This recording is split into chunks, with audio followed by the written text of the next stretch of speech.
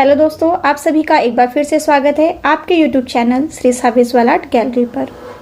So friends, आज हम discuss करने वाले हैं भारतीय ऐतिहासिक चित्रकला एवं मूर्तिकला पे कई सारे इम्पॉर्टेंट क्वेश्चंस जो फाइन आर्ट के सभी एग्जाम्स में पूछे गए हैं। और इसके साथ फ्रेंड्स, जो ये क्वेश्चंस है इसकी मैं एक पूरी सीरीज़ आपके साथ डिस्कस करूंगी जिसमें 200 से 300 के क्वेश्चंस रहेंगे। तो मैं आपके लिए ये सारे क्वेश्चंस मैं आपसे डिस्कस करूंगी और सभी क्वेश्चंस की जितने भी इम्पॉर्टेंट पॉइंट्स हैं वो भी मैं आपके साथ डिस्कस करूंगी, क्योंकि जितने भी क्वेश्चंस हैं वो सभी फाइन आर्ट के एग्ज़ाम के लिए इम्पॉर्टेंट हैं। क्योंकि यूजीसी नेट जेआरएफ में तो ये क्वेश्चंस पूछे ही जाते हैं, इसके अलावा जितने भी एग्ज़ाम्स होते हैं उन सभी एग्ज़ाम्स में क्वेश्चंस आते हैं। तो चलिए टाइम को वेस्ट ना करते हुए हम क्वेश्चंस को स्टार्ट करते हैं। क्वेश्चन, भरहुर ग्राम डैश में स्थित है। ऑप्शन है Bhopal, Kushinagar, Gaya, Satna. Right answer is D, Satna. Bharhut स्तूप जिसका टाइम पीरियड है 185 से 80 ईसा पूर्व। इसमें शुंगों के शासनकाल में निर्मित ये शुंगकालीन मूर्तिकला का दूसरा प्रमुख केंद्र है, जो मूर्तिकला की दृष्टि से अत्यंत महत्वपूर्ण मानी गई है। और यह स्थान कहाँ पे है? मध्य प्रदेश के सतना जिले में स्थित है। काफी इंपॉर्टेंट पॉइंट है ये। नेक्स्ट पॉइंट, भरहुत स्तूप अर्धगोलाकार रूप में बनाया गया। कभी कभी ये क्वेश्चंस पूछ लिया जाता है एग्जाम में कि जो भरहुत है उसे किस आकार का बनाया गया है, तो इसका आकार हो जाएगा अर्ध गोलाकार। इस स्तूप की खोज 1873 ईस्वी में जर्नल कनिंघम ने की थी और यह बौद्ध स्तूप और कलाकृतियों के लिए प्रसिद्ध है। नेक्स्ट है, गांधार कला का विकास किस काल में हुआ था? Right answer is D, Kushan काल।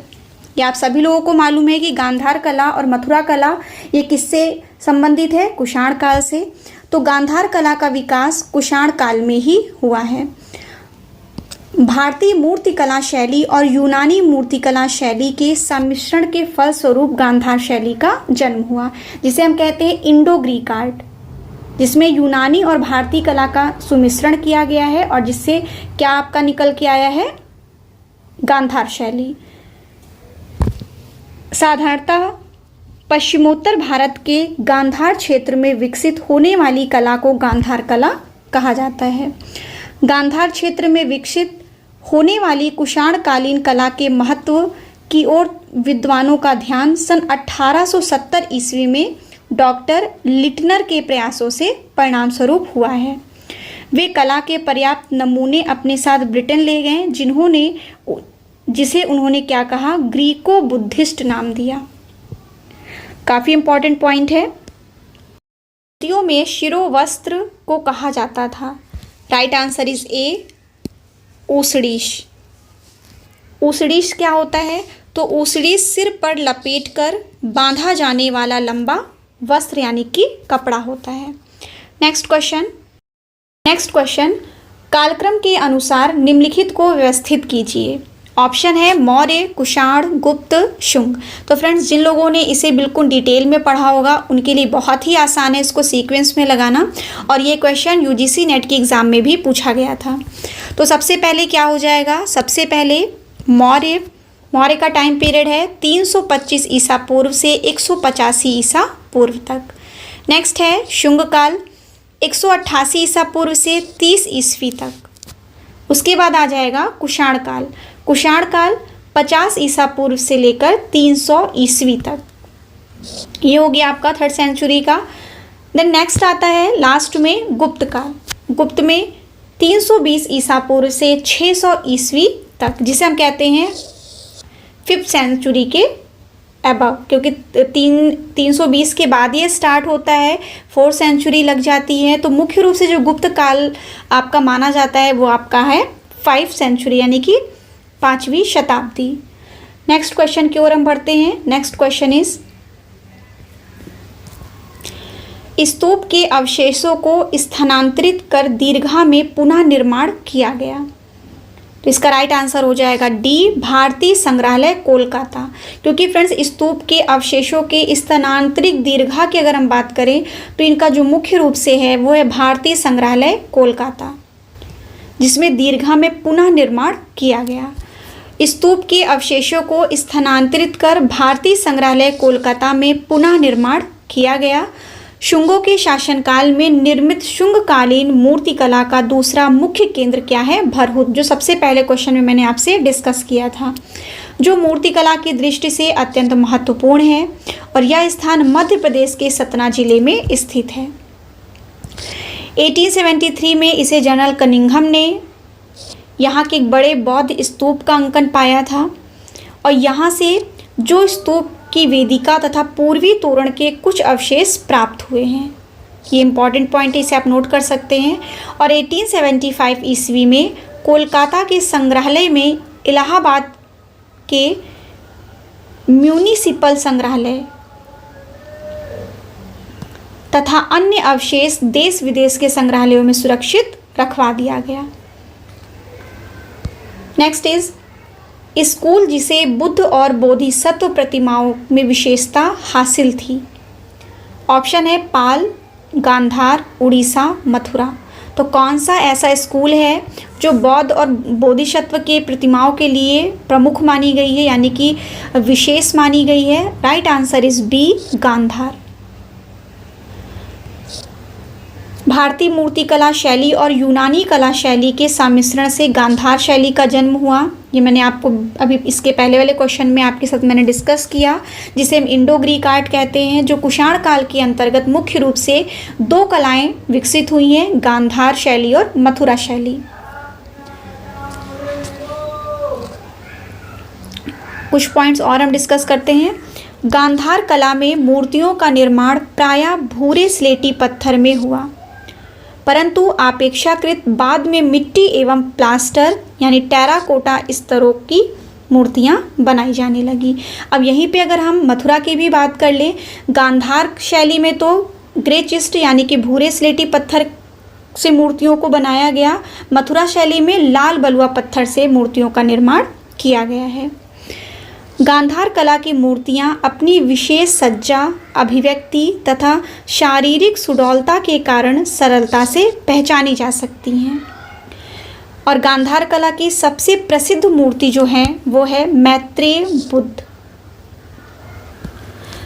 नेक्स्ट क्वेश्चन है, भरहुत में पाई गई चूलाकोका यक्षिणी की शुंगकालीन मूर्ति में उसे किस पर खड़ा दिखाया गया?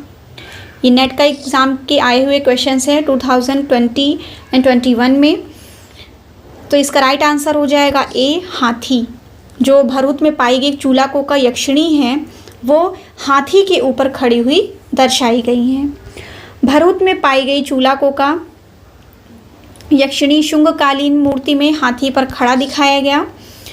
और शुंगकालीन मूर्तिकला का दूसरा प्रमुख केंद्र भरहुत है, जो शिल्प कला की दृष्टि से अत्यंत महत्वपूर्ण है। यह स्तूप चुनार लाल बलुआ पत्थर पर बनाया गया है, पत्थर का बनाया गया है और इसके तल का व्यास कितना है? 68 फीट है। और जनरल कनिंघम ने ही भरहुत स्तूप की खोज की थी और लगभग 40 जातकों का दृश्य यहाँ पर दृष्टिगत होते हैं और 6 बुद्ध के जीवन से संबंधित यहाँ ऐतिहासिक दृश्य हैं। लगभग 40 यक्ष यक्षिणियों, देवताओं और नाग राजा की बड़ी मूर्तियां हैं, जिनमें से अनेक पर उनके नाम भी खुदे हैं। अनेक पशुओं की मूर्तियां भी हैं और जिनमें भिन्न भिन्न प्रकार के वृक्षों की भी अनेक मूर्तियां दर्शाई गई हैं। नेक्स्ट इज, हाल में मेष अयनाक में कुषाण काल का एक बौद्ध बिहार उत्खनन में मिला। यह स्थल कहाँ स्थित है? राइट आंसर इज ए, अफगानिस्तान। ये भी यूजीसी नेट के एग्ज़ाम में पूछा गया था। तो ये जो मेष अयानक में कुषाण काल का एक बौद्ध बिहार मिला है और ये मेष अयानस नामक स्थान काबुल अफगानिस्तान से दक्षिण पूर्व में 40 किलोमीटर की दूरी पर मिला है, जो अफगानिस्तान में स्थित है। और जो ये नाम दिया गया है मेष अयानक, तो मेष अयानक एक पास्तो या पार्शियन शब्द है। काफ़ी इम्पॉर्टेंट है, ये क्वेश्चन आपसे पूछा जा सकता है कि जो मेष अयानक है वो कौन सा शब्द है? तो ये पास्तो या फिर पार्शियन शब्द है। क्वेश्चन इज स्थानक प्रतिमा होती है, तो स्थानक प्रतिमा क्या होती है? राइट आंसर इज ए, खड़ी हुई। नेक्स्ट क्वेश्चन, मथुरा में किस कला शैली का विकास हुआ? Very easy question, right answer is B, Mathura.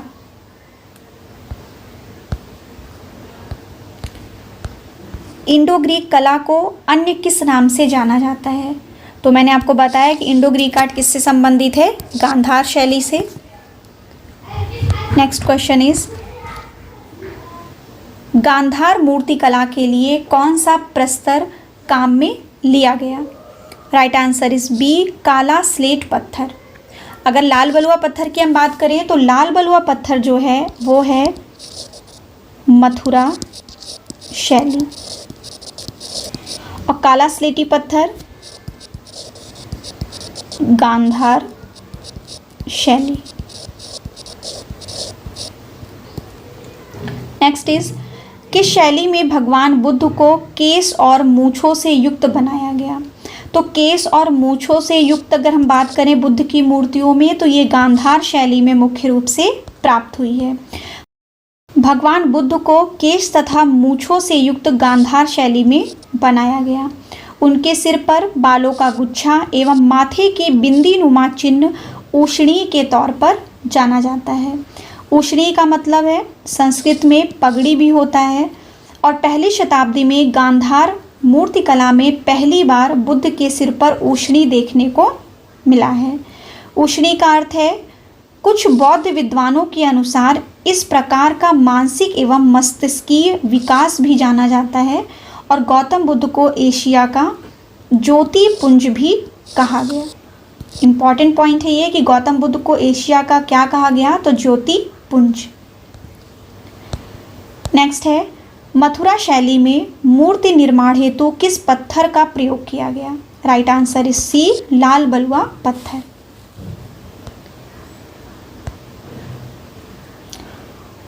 Mathura शैली में जैन, बौद्ध, वैष्णव तीनों धर्मों के शिल्प बनाए गए, और मथुरा शिल्प में ही भगवान बुद्ध का साकार रूप से सर्वप्रथम श्रेष्ठ ढंग से आया है। साकार रूप यानी कि उनका जो बिल्कुल बिल्कुल ही साकार यानी कि पूर्ण रूप से अगर आकार प्राप्त हुआ है तो वो किस शैली में प्राप्त हुआ है? मथुरा शैली में। मथुरा शैली की मूर्तियाँ सफ़ेद चित्तीदार लाल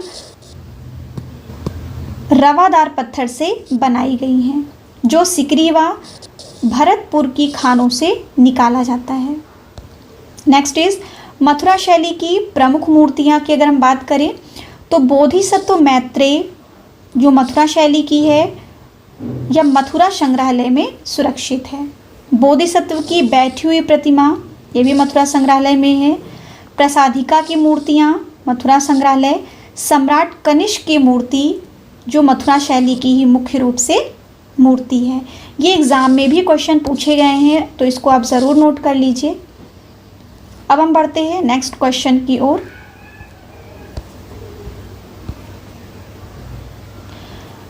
अमरावती स्तूप को प्रकाश में लाने का श्रेय है किसे है? तो कर्नल मैकेंजी को। अमरावती स्तूप को प्रकाश में लाने का श्रेय कर्नल मैकेंजी को गया। मैकेंजी ने 1797 में इसको इन्होंने देखा था, और 1816 से 18 ईस्वी में इन्होंने अवशेषों और मूर्तियों का सूक्ष्म अध्ययन कर इन अवशेषों के उस क्षेत्र में चित्र व मानचित्र तैयार किया। नेक्स्ट क्वेश्चन, कालक्रम के अनुसार सही चयन कीजिए। तो इसका राइट आंसर क्या होगा? डी। एक चीज़ और ध्यान दीजिएगा, राइट आंसर में देखिए यहाँ पे ए दिया हुआ है, मौर्य, कुषाण, गुप्त, शुंग, जो गलत है, इसमें मिसप्रिंट हुआ है। राइट आंसर आपका होगा मौर्य, शुंग, कुषाण और गुप्त। Right answer is D. यहाँ पे मिसप्रिंट हुआ, यहाँ पे डी होना चाहिए, जबकि जो आपका दिया हुआ है यहाँ पे ये बिल्कुल सही है। सबसे पहले मौर्य, कुषाण, शुंग, कुषाण एंड गुप्त। तो right answer is D.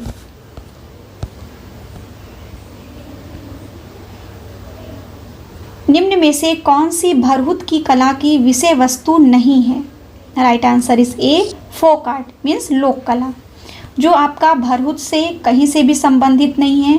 Bharhut की स्तूप में आपको जातक कथाएं मिलेंगी, बुद्ध के जीवन से संबंधित दृश्य मिलेंगे, उसमें आपको पशु जगत की चित्र मूर्तियाँ मिलेंगी, लेकिन आपका लोक कला नहीं है।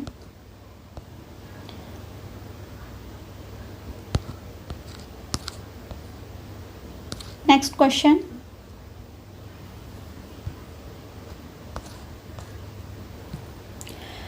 General Taylor, major Cole, sir John Marshall और मोहम्मद हमीद कुरैशी आदि विद्वानों ने किस स्तूप को संरक्षित करने में योगदान दिया? Right answer is B Sanchi. Next question, उस अंग्रेज व्यक्ति का नाम बताइए जिसे अमरावती स्तूप को प्रकाश में लाने का श्रेय है। Right answer is A colonel McKenzie.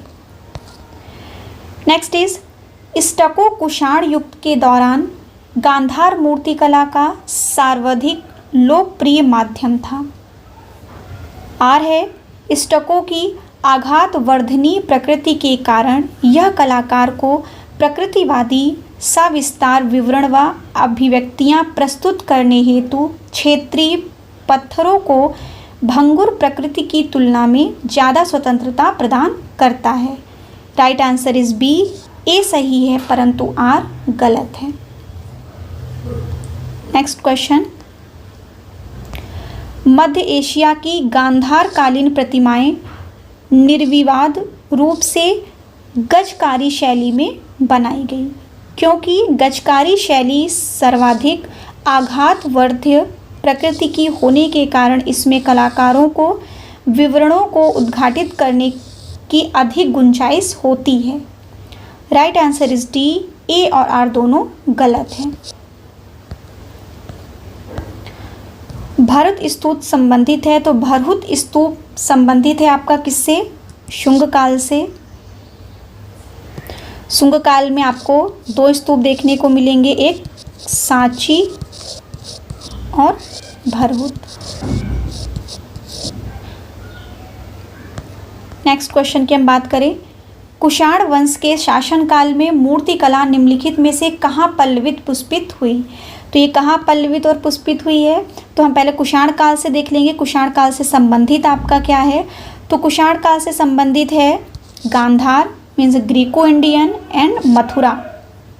जो ये अमरावती है और नागार्जुन कोंडा है ये आपका संबंधित नहीं है कुषाण काल से, तो राइट आंसर आपका हो जाएगा ए और B, C is the right answer. Next है मिलान, निम्नलिखित में से मिलान कीजिए। ऑप्शन है दीदारगंज यक्षी, एरण का विष्णु मंदिर, कनिष्क की मूर्ति, मोहनजोदड़ो की नृत्यांगनाएं। तो दीदारगंज यक्षी ये संबंधित है मौर्य काल से, एरण का विष्णु मंदिर ये आपका संबंधित हो जाएगा किससे? गुप्त काल से, कनिष्क की मूर्तियाँ कुषाण काल, मोहनजोदड़ो की नृत्यांगनाएं कांस्य युग। राइट आंसर इज ए।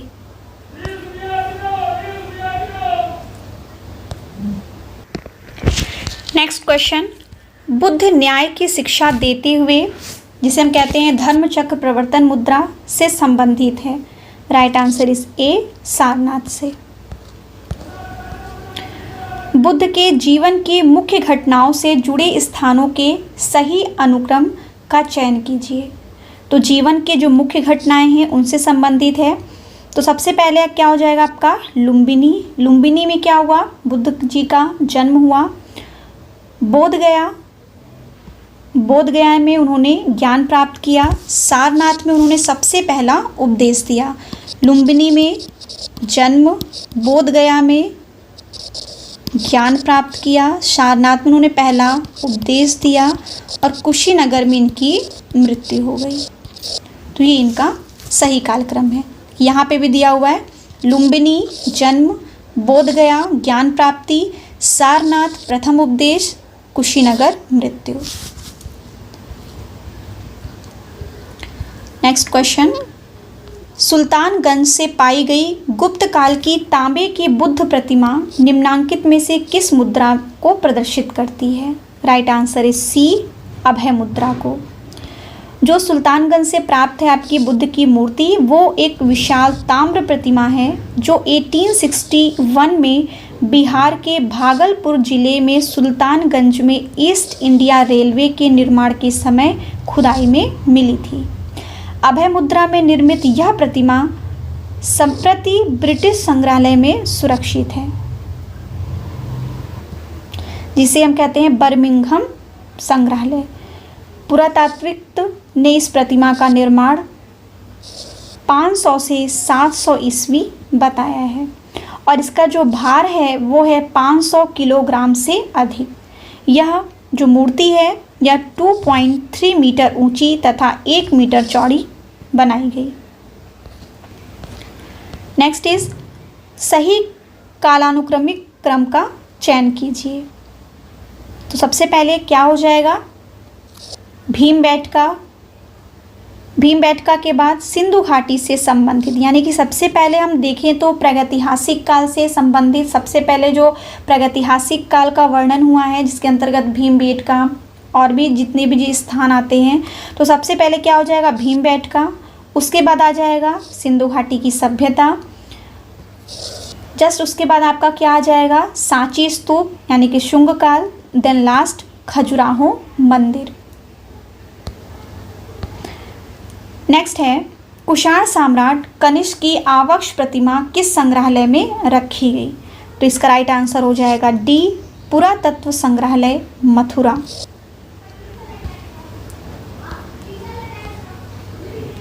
कुषाण सम्राट कनिष्क की आवक्ष प्रतिमा पुरातत्व संग्रहालय मथुरा में सुरक्षित है। यह जो संग्रहालय है ये 3री शताब्दी ईसा पूर्व से प्राचीन मूर्तियों के लिए प्रसिद्ध है। यह कुषाण सम्राट एवं गुप्त सम्राट के समकालीन है और भारत सरकार ने संग्रहालय के शताब्दी पर 9 अक्टूबर 1974 को एक डाक टिकट भी जारी किया था। चित्रों के सृजन का कालक्रमानुसार चयन कीजिए। तो सबसे पहले क्या हो जाएगा? प्रस्तर चित्र, फिर बोधिसत्व, नेक्स्ट है रागमाला, देन लास्ट हो जाएगा संयोजन सेकंड। नेक्स्ट इज शुंगकालीन मूर्तियों में सपाट धरातल सहित अल्प उद्भृत अवश्य उत्कीर्ण किए जाते थे क्योंकि मूर्तियों को परिप्रेक्ष्य का ज्ञान नहीं था। तो इसका राइट आंसर हो जाएगा ए सही है परंतु आर गलत है। नेक्स्ट इज गांधार कला प्रस्तुतिकरण में दृश्य आकारों की यथार्थता पर बल देती है क्योंकि कलाकार वस्तुपरक यथार्थ का अनुकरण करने में प्रशिक्षित किए जाते थे। तो इसका राइट आंसर हो जाएगा बी, ए सही है आर गलत है। नेक्स्ट क्वेश्चन, फ्रियान बलाल द्वारा समर्पित मथुरा का बोधिसत्व प्रसिद्ध कुषाण मूर्ति किस संग्रहालय में है? तो ये संग्रहालय है पुरातत्व संग्रहालय सारनाथ। फ्रियान बलाल द्वारा समर्पित मथुरा का बोधिसत्व प्रसिद्ध कुषाण मूर्ति पुरातत्व संग्रहालय सारनाथ, इसे हम वाराणसी भी कह सकते हैं, उत्तर प्रदेश में सुरक्षित है। भरूच के प्रसिद्ध स्तूपों से प्राप्त मूर्तियां निर्मित हैं, जो मैं आपसे डिस्कस कर चुकी हूँ ऑलरेडी। बहुत सारे ऐसे क्वेश्चंस हैं जो एक ही पॉइंट्स को कई बार उसको चेंज करके क्वेश्चंस आपसे पूछे जाते हैं, लेकिन आंसर आपका एक ही होता है। चाहे वो ऑप्शन से क्वेश्चन बना लिया जाए, चाहे फिर क्वेश्चंस को ही ऑप्शन में रख दिया जाए, तो वो सारे क्वेश्चंस आपके एक ही चीज़ को रिलेट करता है। तो राइट आंसर इज सी, लाल बलुआ पत्थर। निम्नलिखित को सुमेलित कीजिए। ऑप्शन है जयमंगला, मरणासन राजकुमारी, तोरण, सिंह स्तंभ। तो जयमंगला यशोधर पंडित, मरणासन राजकुमारी ये कहाँ से प्राप्त हुआ है? अजंता के गुफा संख्या 16। तोरण ये संबंधित है सांची से। सिंह स्तंभ कहाँ है? लोरिया नंदनगढ़ में। तो इसका राइट आंसर हो जाएगा आपका बी। नेक्स्ट इज कंकत बोट निम्नलिखित में से किस प्राचीन स्थान का प्राचीन नाम है? Right answer is B, Sanchi का कंकद बोट। बौद्ध प्रतिमा विज्ञान में निम्नलिखित में से किसके द्वारा भूमि स्पर्श दर्शाया गया है? Right answer is A, Akshobhya. Friends, पंच ध्यानी बुद्ध की अगर हम बात करें, पंच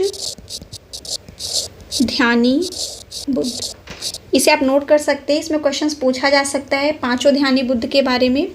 तो अमिताभ,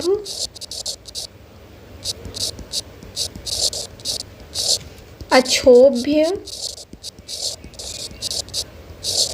वैरोचन, अमोघ सिद्धि,